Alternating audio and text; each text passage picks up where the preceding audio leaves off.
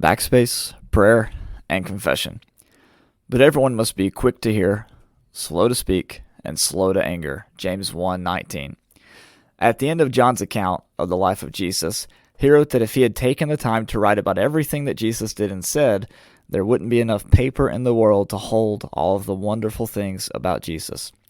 While I couldn't write that much, I believe I could fill a few books with comments, articles, sermons, and even videos that I deleted before publishing.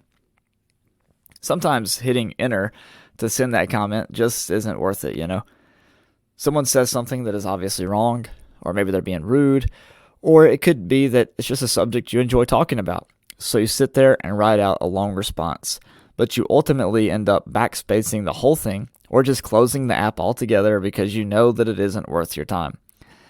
Maybe just by typing it, you get it out of your system and can move on with your life. At least that's how I feel a lot of the time. I probably type out at least one comment like that a day, or at least think one up. But I think there's an interesting lesson here to be learned about prayer.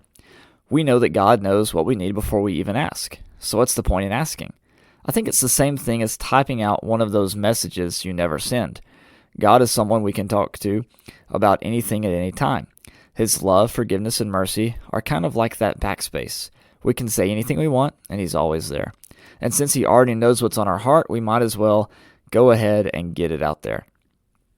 Prayer is a chance for us to vent our frustrations, ask questions, and cry out to the Lord. And for many of us, God may just be the only one we feel comfortable talking to about some stuff. But what we need to learn how to do is become a backspace for our brothers and sisters.